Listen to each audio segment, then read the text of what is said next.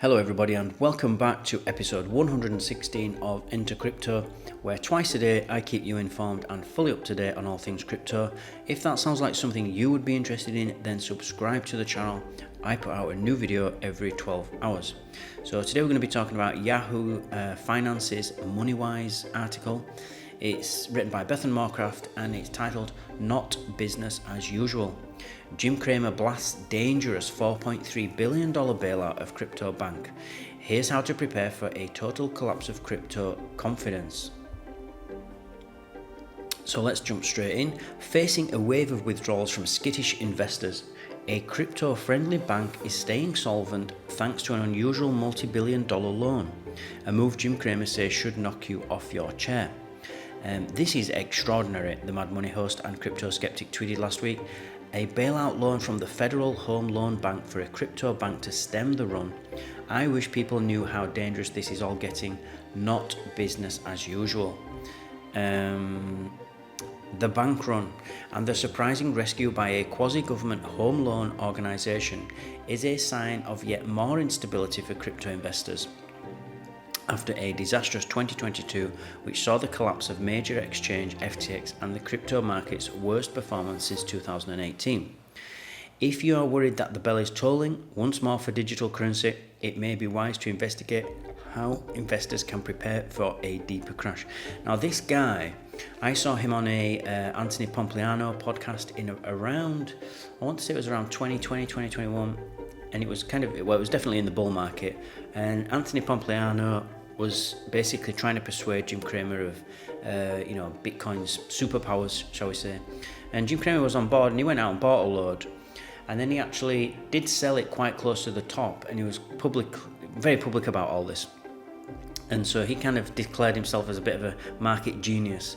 In reality, nobody knew what was going to happen. Not him, not anybody.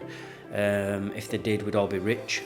And so he did make the correct call anyway. Whether it was good or not, I don't know, because I don't know how much skill was involved. I think he just got worried.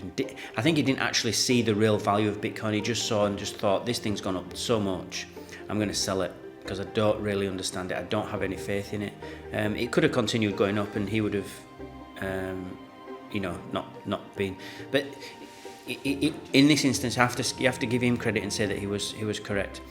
However, since then, he's become a real Bitcoin bear, real crypto bear, and really sort of very cynical, very critical of crypto for reasons I don't even know. And the thing is, it's difficult to know why, because I don't even think he understands the technology himself.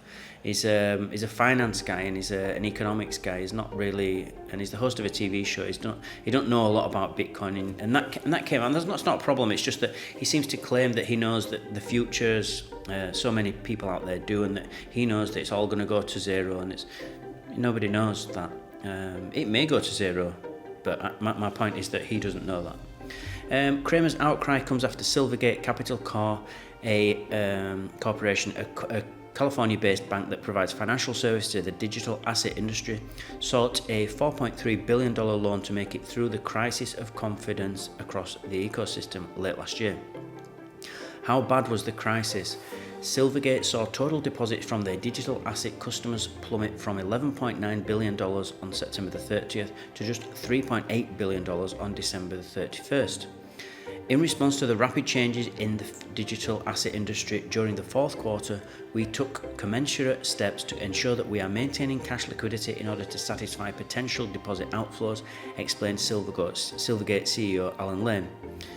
Those steps included selling $5.2 billion of debt securities at a $718 million loss, but also seeking out a mega loan from the Federal Home Loan Bank of San Francisco, a government-sponsored enterprise created during the Great Depression to support mortgage lending and community investment. So why is the loan so unusual? The FHLB system is composed of 11 regional banks that are privately capitalized. That is to say that they receive no taxpayer assistance and owned as cooperatives by their members, which include banks, credit unions, insurance companies, and community development financial institutions. The system is regulated by the Federal Housing Finance Agency and provides access to billions of dollars in low-cost funding to members through secured loans. As reported by American banker, critics like Cramer argue that FHLB's loan to crypto-friendly Silvergate is a major departure from its original mission. They're clearly not using this borrowed money for home loans. They're using it to build up their capital levels, says Todd Phillips, a policy advocate in Washington and a former attorney at the Federal Deposit Insurance Corporation. Why is the Federal Home Loan Bank lending them this money? It doesn't make a lot of sense. Last year, the Federal Housing Financing Agency launched its first major review into the FHLB system in 90 years, probing whether it has strayed from its core mission of housing finance. Today, many community banks rely on FHLBs for general liquidity and balance sheet management, even without a direct connection to housing. While a spokesperson for the FHLB told American Banker that no taxpayer money was used to fund the Silvergate loan, the bailout does shed light on the fragility of the crypto market for investors.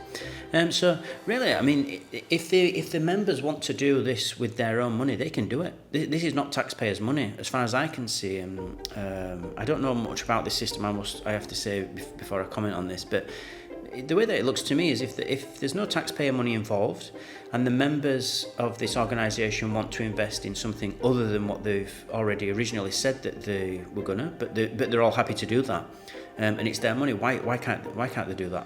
What's wrong with doing that? Whether it would be another company, whether it was houses, whether it was crypto, whether it was precious metals, why couldn't they do it? I don't understand. I don't know what the outrage is here. Somebody write in the comments if I'm missing something, but it just doesn't seem. I just don't know why Jim Cramer's being so sensationalist about all this and it's dangerous and all this. They're free to do what they want with their own money. Is the way that I see it. So that's what I've got for you today, guys. Thank you for watching and listening. Remember, everybody, to please subscribe to my channel, join my team, and I'll keep you updated on all things crypto every 12 hours. Smash the like button if you feel you got value from this video, and I'll see you all in 12 hours time.